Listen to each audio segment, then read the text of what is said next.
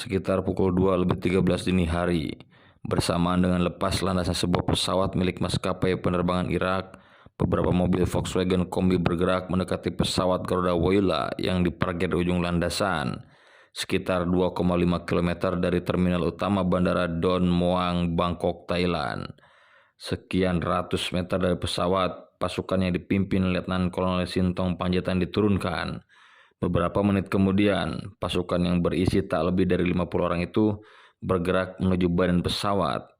Mereka berjalan dua-dua dalam iringan dua baris, mengenakan seragam loreng dan berbaret. Pasukan merapat ke pesawat dalam 3 gelombang. Gelombang pertama yang dipimpin calon perwira Ahmad Kirang berhenti di belakang pesawat. Letnan 2 Rusman dengan anggota tim Serda Dayat Hidayat, Serda Karno Oyo, Serda Yayat Surukiat, Serda Atim, Sertu Suwarno, dan Sersan Mayor Dul Atip mendekati sayap sebelah kiri. Sedangkan Kapten Untung Suroso yang salah satu anggota timnya Sertu M. Teguh menuju pintu bagian depan. Sebagian dari mereka dilengkapi senjata terbaru submachine gun 5 buatan Heckler dan Koch Jerman. Tangga segitiga kemudian disandarkan di pintu depan kiri. Hidayat dan Karno bersama Yayat dan Suwarno naik pesawat menggunakan tumpuan bawa rekan yang lain. Mereka mengendap mendekati 2 pintu darurat di atas sayap. Suara auxiliary power unit atau pembangkit listrik tambahan untuk menggerakkan mesin pendingin pesawat membantu menyamarkan gerakan mereka. Setelah semua tim siap di posisi masing-masing, Sintong yang berada di bawah pesawat memberikan instruksi serbu tepat pukul 2:45 dini hari. Hidayat dan Karno Oyo sebagai penyergap menekan salah satu tombol di pintu darurat dan mendorongnya ke dalam secara bersamaan. Begitu juga dengan Teguh di pintu depan.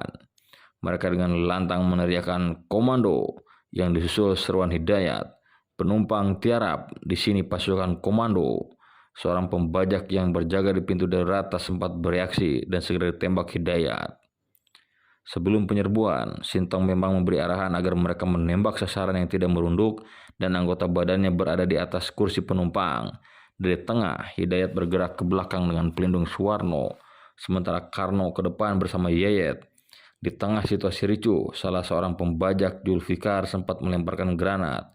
Granat mengenai punggung salah seorang anggota tim dan jatuh ke bawah bangku yang diduduki Sandra Wawan Irawan. Karno yang berada dekat jatuhnya granat dengan sigap memungut, menekap dan memberikannya kepada anggota tim yang berjaga di sayap. Dia sempat menduga granat tersebut dalam kondisi galak dan akan meledak. Kata Karno, kalau granat sampai meledak, orang-orang di sekitar bisa jadi korban, bisa jadi perkedel saya.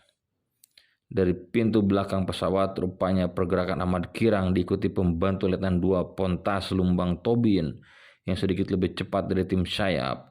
Membangunkan Mahrijal, dia spontan menembakkan pistol dan mengenai perut bagian bawah Ahmad Kirang yang tak terlindungi rompi.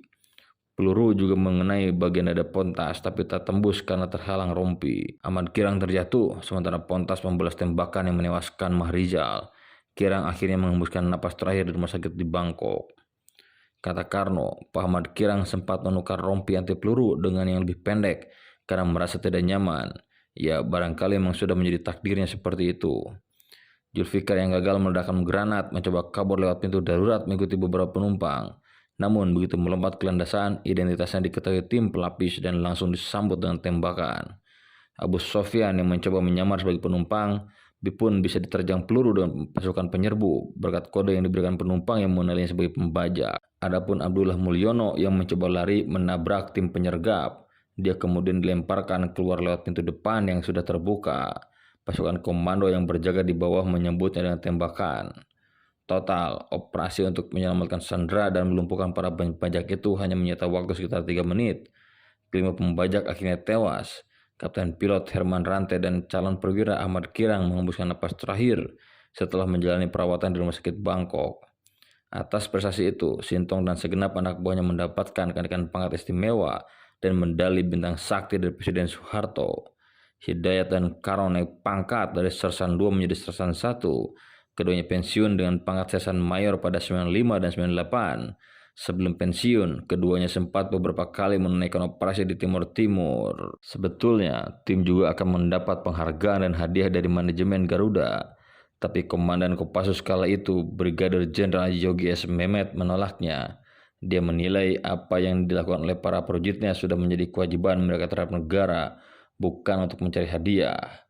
Mereka bukan tentara bayaran, ujar Yogi, seperti dikenang oleh Hidayat dan Karno.